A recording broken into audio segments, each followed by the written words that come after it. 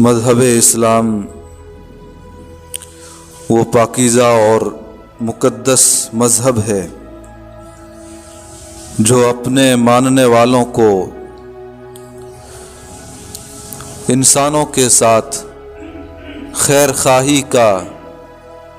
رحم دلی کا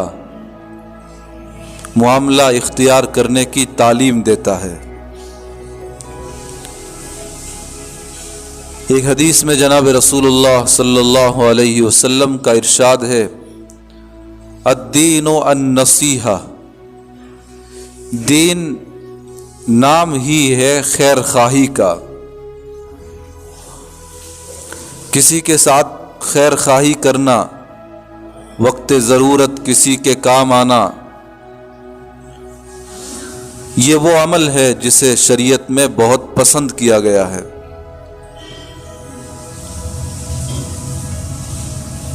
دوسرے لفظوں میں یہ کہا جا سکتا ہے کہ خدمت خلق، مخلوق کی خدمت کرنا، یہ اللہ تعالیٰ کو اور اللہ کے رسول صلی اللہ علیہ وسلم کو بے حد پسند ہے۔ خدمت خلق کا مطلب صرف یہی نہیں ہے کہ آدمی کہیں پر اپنا سرمایہ لگا دے، یہ بھی خدمت خلق کا ایک حصہ ہے، لیکن خدمت خلق کی شکلیں اور بھی بہت ساری ہیں۔ کسی راستہ بھٹکے ہوئے مسافر کو صحیح راستہ بتا دینا، یہ بھی خدمت خلق ہے۔ کسی مریض کا تعاون کر دینا، یہ بھی خدمت خلق ہے۔ کسی کو پڑھا دینا، لکھا دینا، یہ بھی خدمت خلق ہے۔ کہیں مسجد کی ضرورت ہے یا کسی علاقے میں، غربت زدہ علاقے میں کنواں بنانے کی ضرورت ہے، پانی کے انتظام کی ضرورت ہے، اس کا انتظام کر دیا، یہ بھی خدمت خلق ہے۔ اس طرح ہر جائز کام میں لوگوں کے کام آنا، یہ خدمت خلق ہے۔ اور ہر ایسا عمل اخلاص اور للہیت کے ساتھ جب انجام دیا جاتا ہے تو وہ انسان کے لیے اس دنیا میں بھی کامیابی کا ذریعہ بنتا ہے، اور آخرت میں بھی اللہ تعالیٰ اس کے عوض اسے بہت بڑے ثواب سے، بہت بڑے اجر سے نوازیں گے انشاءاللہ۔ اللہ کے نبی صلی اللہ علیہ وسلم نے جن غیر مسلم لوگوں کے بارے میں اپنی طرف سے افسوس کا اظہار فرمایا ہے، رنج کا اظہار فرمایا ہے، ان میں ایک نام حاتم طائی کا ہے۔ حاتم طائی کا زمانہ ہمارے نبی سے پہلے ہے۔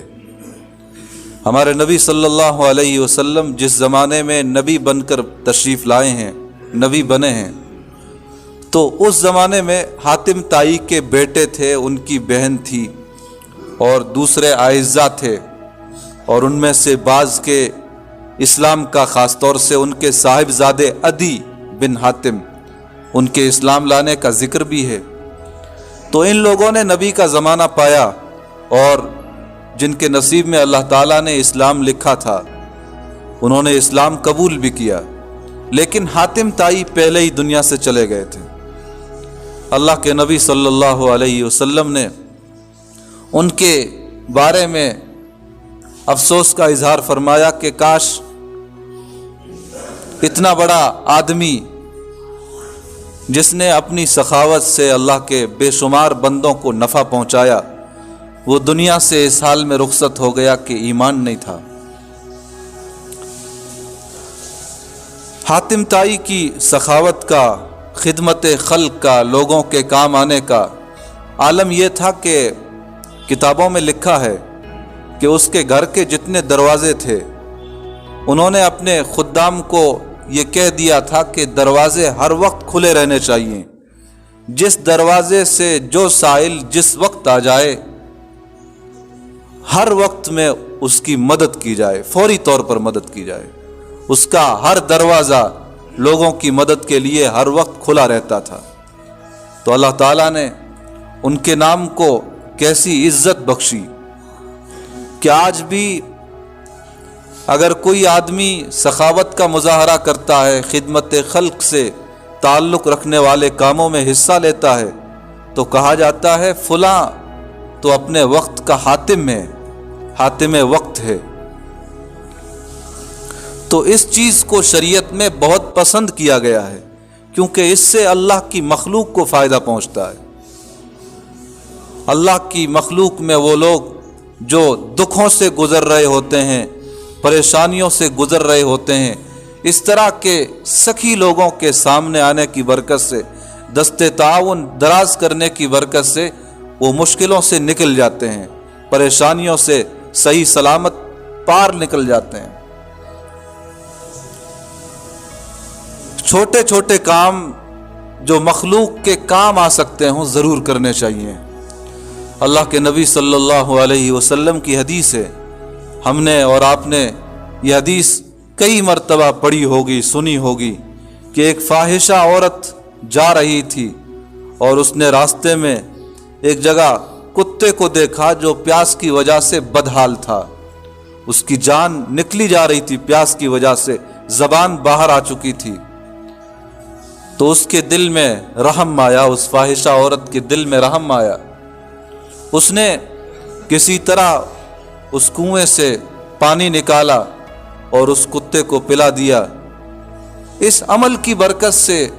اس عورت کی بخشش ہو گئی۔ اور دوسری طرف حدیث میں یہ بھی ہے کہ ایک خاتون نے ایک بلی کو ناجائز طور پر اپنے گھر میں قید کر کے رکھا، بند کر کے رکھا، اس کو کھانے اور پینے کو کچھ نہ دیا، تو وہ پیاسی اور بھوکی رہ رہ کر آخر تڑپ تڑپ کر مر گئی۔ اللہ کے نبی صلی اللہ علیہ وسلم فرماتے ہیں کہ مخلوق کو پریشان کرنے کی وجہ سے وہ عورت جہنم میں گئی۔ ایک طرف عام عورت مخلوق پر ظلم کرنے کی وجہ سے جہنم میں جاتی ہے، اور دوسری طرف فاحشہ عورت، بدکار عورت ایک پیاسے کتے کو پانی پلا دینے کی برکت سے، مخلوق کی خدمت کی برکت سے جنت میں چلی جاتی ہے۔ اور ہمارے یہاں خدمت خلق کی جب بات آتی ہے تو اس کا مطلب یہ نہیں ہے کہ صرف مسلمانوں کی مدد کی جائے، ان کی خدمت کی جائے، نہیں، بلکہ خدمت خلق کا مطلب پوری انسانیت کو عام ہے، مسلمان ہو، غیر مسلم ہو، رشتہ دار ہو، غیر رشتہ دار ہو، پڑوسی ہو یا دور کا رہنے والا ہو، کوئی بھی ہو، کسی بھی انسان کو جو ضرورت درپیش آ جائے تو اپنی حیثیت کے مطابق انفرادی طور پر یا اجتماعی طور پر اس مشکل کا حل نکال دینا، اس ضرورت کو پورا کر دینا، یہ خدمت خلق کہلاتا ہے۔ قرآن کریم میں سورہ نساء میں غیر مسلم قیدیوں کو کھانا کھلانے والے مسلمانوں کی تعریف کی گئی ہے۔ اس سے اندازہ لگائیے کہ ہمارے یہاں شریعت میں خدمت خلق کا تصور کتنا عام ہے، کتنا پھیلا ہوا ہے کہ قید میں جو غیر مسلم قیدی ہوں ان کو اگر کوئی کھانا کھلا رہا ہے تو اللہ تعالیٰ اس کی اپنے کلام میں تعریف فرماتے ہیں۔ اور اللہ کے نبی صلی اللہ علیہ وسلم نے اپنی مسجد نبوی میں دسترخوان پر مسلمانوں کے ساتھ ساتھ غیر مسلموں کو کھانا کھلایا ہے، قیام کا انتظام فرمایا ہے۔ یہ چیزیں احادیث میں موجود ہیں۔ اللہ کے رسول صلی اللہ علیہ وسلم کی حدیث ہے، ارحموا من فی الارض یرحمکم من فی السماء، تم زمین والوں پر رحم کرو، آسمان والا تم پر رحم کرے گا۔ اور ایک دوسری حدیث میں فرمایا، خیر الناس من ينفع الناس، لوگوں میں سب سے بہتر آدمی وہ ہے جو لوگوں کو فائدہ پہنچائے، لوگوں کو نفع پہنچائے۔ یہاں بھی الناس کا لفظ ہے، مسلمین کا لفظ نہیں ہے۔ الناس میں تو سارے لوگ آتے ہیں، مسلمان بھی، غیر مسلم بھی، سب آتے ہیں۔ اس کا مطلب یہ ہے کہ شریعت ہمیں سب لوگوں کی خدمت کی تعلیم دیتی ہے، تلقین کرتی ہے۔ اسی لیے جتنے انبیاء گزرے ہیں، رسل گزرے ہیں، یا ان کے بعد جتنے اللہ کے نیک بندے گزرے ہیں انہوں نے خدمت خلق سے تعلق رکھنے والے کام کیے ہیں اور اپنوں اور بیگانوں کی تفریق کیے بغیر یہ کام کیے ہیں۔ اور یہ اللہ تعالیٰ کا ضابطہ کہہ لیجئے، اللہ تعالیٰ کی سنت کہہ لیجئے کہ جو آدمی بھی اللہ کی مخلوق کے کام آتا ہے خلوص دل کے ساتھ، اخلاص اور للہیت کے ساتھ، تو اللہ تعالیٰ اس کے نام کو اور اس کے کام کو اس دنیا میں بھی باقی رکھتے ہیں۔ دنیا میں اس کی کئی مشکلات اس کی اس سخاوت کی برکت سے حل کر دیتے ہیں، اور آخرت میں تو بہرحال جو کچھ ملنا ہے وہ تو طے ہے، بشرطے کہ ایمان کے ساتھ رخصتی ہو۔ کتنے غیر مسلموں کے بارے میں ہم سنتے ہیں کہ انہوں نے لوگوں کو کھلانے کا، پلانے کا، ننگوں کو کپڑا پہنانے کا کام بہت بڑے پیمانے پر کیا تو وہ کسی بہت بڑی بیماری کا شکار تھے، کینسر وغیرہ کی بیماری میں شکار تھے، بظاہر ڈاکٹروں نے ہاتھ کھڑے کر دیے تھے، لیکن انہوں نے مخلوق کی خدمت کا یہ کام نہیں چھوڑا۔ اللہ تعالیٰ نے اسی عمل کی برکت سے ایک ایسے ماحول میں جب ڈاکٹر بھی مایوس ہو گئے تھے انہیں شفا دے دی، اور بعد میں بھی لمبے زمانے تک وہ زندہ رہے۔ اس طرح کے بہت سے واقعات ہیں۔ تو یہ دراصل اسی کا فائدہ ہوتا ہے، اسی عمل کی برکتیں ہوتی ہیں۔ بادشاہوں میں بھی ان بادشاہوں کا نام آج بھی ادب کے ساتھ، احترام کے ساتھ لیا جاتا ہے جنہوں نے خلوص دل کے ساتھ اللہ کی مخلوق کی خدمت کی ہے۔ اللہ کے نبی صلی اللہ علیہ وسلم ہمارے لیے سب سے بہترین اسوہ اور نمونہ ہیں، سب سے بہترین آئیڈیل ہیں۔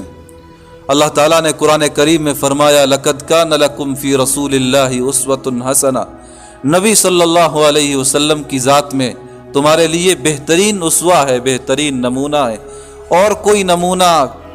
کوئی اسوہ، کوئی آئیڈیل ہمیں زندگی گزارنے کے لیے تلاش کرنے کی ضرورت نہیں ہے۔ نبی کی سیرت، نبی کی ذات ہمارے سامنے ہو اور اس کے مطابق، ان کی تعلیمات کے مطابق زندگی کا سفر طے کر لیا جائے تو انسان کامیاب ہے۔ اور جہاں اللہ کے رسول کے اسوے کو، نمونے کو آدمی نظر انداز کر دے، ایک طرف کر دے اور اپنی منمانی زندگی گزارنا شروع کر دے، دنیا میں جنہیں ہیروز کہا جاتا ہے اور جن کی زندگی سراسر اسلام کی تعلیمات کے مخالف ہوتی ہے، ایسے لوگوں کو جب اسوہ بنایا جاتا ہے، نمونہ بنایا جاتا ہے، آئیڈیل بنایا جاتا ہے، اور انہیں دیکھ کر اپنے کپڑوں کا، اپنے بالوں کا، اپنے کھانے پینے کا، اپنے مکانوں کا، اپنے رہن سہن کا جب معیار طے کیا جاتا ہے تو پھر اللہ کے رسول کی حدیث ہے کہ پھر شمار بھی ایسے ہی لوگوں کے ساتھ ہوگا، حشر بھی ایسے ہی لوگوں کے ساتھ ہوگا جن کی مشابہت اختیار کرو گے، جن کی نقالی کرو گے۔ تو مشابہت اختیار کرنے کا اور نقالی اختیار کرنے کا مطلب یہی ہے کہ وہ جس طرح کے کپڑے پہنتے ہیں، جس طرح کے وہ بال بنا کر رکھتے ہیں، جس طرح کا ان کا رہن سہن ہے، بود و باش ہے، ان چیزوں میں ان کی نقالی اختیار کر لی جائے، مشابہت اختیار کر لی جائے، تو اس کا صاف مطلب یہ ہے کہ رسول اللہ کے اسوے کو ہٹا دیا، نظر انداز کر دیا، اور ان لوگوں کے اسوے کے مطابق زندگی گزار دی جن کے زندگی کو سامنے رکھنے کی شرعی اعتبار سے گنجائش نہیں تھی۔ تو اللہ کے نبی ہمارے لیے نمونہ ہیں، اسوہ ہیں، اور انہوں نے پوری زندگی اللہ کی مخلوق کی خدمت کی ہے۔ اس طرح کے واقعات ہم سنتے ہیں کہ ایک دفعہ مسجد نبوی میں ایک بچہ آیا، دراصل وہ یہودی گھرانے کا بچہ تھا، بیوہ کا بچہ تھا، اور جو اس بچے کا چچا تھا وہ ظلم کرتا تھا اپنی بھاوج پر بھی اور اس کی اولاد پر بھی، اور غربت یہاں تک پہنچ گئی تھی کہ اس بیوہ کے پاس صرف ایک ہی کپڑا پہننے کے لیے باقی رہ گیا تھا، اور وہ بھی جگہ جگہ سے پھٹنے لگا تھا اور اعضائے جسم جگہ جگہ سے نظر آنے لگے تھے۔ تو اس بچے سے یہ منظر دیکھا نہیں گیا، اور اس نے اپنی ماں سے کہا کہ یہاں محمد نام کے ایک صاحب ہیں، سنا ہے کہ جو کوئی ان کے یہاں جاتا ہے اسے وہ خالی ہاتھ نہیں لوٹاتے۔ تو ماں نے شروع میں منع کیا کہ ہم نے سنا ہے، کہ جو وہاں جاتا ہے وہ انہی کا ہو کر رہ جاتا ہے۔ تو اس بچے نے کہا کہ نہیں، میں جاتے ہی سب سے پہلی شرط یہ لگاؤں گا کہ میں جس حال میں آیا ہوں اسی حال میں واپس جاؤں گا، یعنی دھارمک نقطۂ نظر سے کوئی بات نہیں ہوگی اور اپنی ضرورت رکھوں گا۔ تو بہرحال یہ اصرار کر کے نبی صلی اللہ علیہ وسلم کے یہاں چلا گیا، اور اپنی جب بات نبی صلی اللہ علیہ وسلم کے سامنے رکھی تو اللہ کے نبی صلی اللہ علیہ وسلم نے اپنی چادر جو اس وقت اوڑھے ہوئے تھے اس بچے کے حوالے کر دی کہ اپنی ماں کو لے جا کر دے دینا۔ اور جب یہ چادر اس عورت کے پاس پہنچی اور بچے نے یہ پوری بات بتائی کہ میں نے جاتے ہی سب سے پہلے اپنی بات کا آغاز یہاں سے کیا تھا کہ میں آپ کے دھرم کے نقطۂ نظر سے کوئی بات نہیں کروں گا، اس کی قبولیت کا کوئی سوال نہیں ہے، تو اس پر وہ مسکرائے، وہاں سے انہوں نے اس طرح کی کوئی بات نہیں کی، اور اصل بات جب سنی تو یہ چادر ہمارے حوالے کر دی۔ تو وہ خاتون بھی بہت متاثر ہوئی اور پھر کہنے لگی کہ جس نبی نے دریا دلی کا، سخاوت کا اتنا بڑا مظاہرہ کیا اور دھارمک نقطۂ نظر سے کوئی بات نہیں کی، جس نے اپنی یہ چادر ہمیں دی ہے اس کا دین بھی اپنا لینا چاہیے، جس نے ہمارے ظاہر کو چھپانے کا انتظام کیا ہے باطن میں اس کے لائے ہوئے دین کو جگہ دے دینی چاہیے۔ تو خدمت خلق کے فائدے تو بہت ہیں، دشمن بھی اپنے ہو جاتے ہیں، دور جا چکے لوگ قریب آ جاتے ہیں، شبیہ بہتر بن جاتی ہے۔ آج دیکھ لیجئے مسلمانوں کے علاوہ جو جو قومیں خدمت خلق کے کام کرتی ہیں، بھوکوں کو کھانا کھلاتی ہے، ننگوں کو کپڑے پہناتی ہے اور دوسرے کام کرتی ہے تعلیمی اعتبار سے، رفاہی اعتبار سے، آج دیکھ لیجئے دنیا میں ان کا کتنا وزن ہے، اور جو قومیں خدمت خلق کے محاذ سے دور ہیں تو ان کی بے وقتی، ان کی بے وزنی وہ بھی ہمارے سامنے ہے۔ مفتی محمد شفیع صاحب عثمانی رحمۃ اللہ علیہ نے معارف القرآن میں ایک بڑی اہم بات لکھی ہے۔ حضرت فرماتے ہیں اگر کوئی غیر قوم ترقی کر رہی ہے، اوپر کو جا رہی ہے، اسے طاقت حاصل ہو رہی ہے، تو پھر دیکھ لیجئے کہ وہ ضرور کچھ ایسے کام کرنے لگی ہے جن کاموں کی تعلیم اسلام نے دی ہوتی ہے۔ اور یہ سچائی ہے کہ جو قومیں ترقی کرتی ہیں وہ کچھ انہی تعلیمات پر عمل کر لینے کی برکت سے ترقی کرتی ہے جو تعلیمات اصلاً اسلام کی ہے۔ جناب نبی اکرم صلی اللہ علیہ وسلم نے احادیث میں نہ جانے کتنی جگہ مریضوں کی تیمارداری کا، بھوکوں کو کھانا کھلانے کا، پیاسوں کو پانی پلانے کا، ننگوں کو کپڑا پہنانے کا حکم دیا ہے، حکم بھی دیا ہے اور خود بھی یہ عمل کیے ہیں، اور یہی وہ کام ہے جو غیر قومیں کر رہی ہیں اور ان کی برکت سے پنپ بھی رہی ہیں۔ تو یہ کام ہمارے کرنے کے ہیں، اور ہمیں محلے کی سطح پر، شہر کی سطح پر، ضلع کی سطح پر یہ کام مضبوطی کے ساتھ، پختگی کے ساتھ کرنے چاہیے اور اخلاص کے ساتھ کرنے چاہیے، کیونکہ ریاکاری کی نیت سے اگر یہ کام بھی ہوں گے تو ظاہر ہے دنیا میں تو فائدہ ہو بھی سکتا ہے لیکن آخرت میں فائدہ نہیں ہوگا۔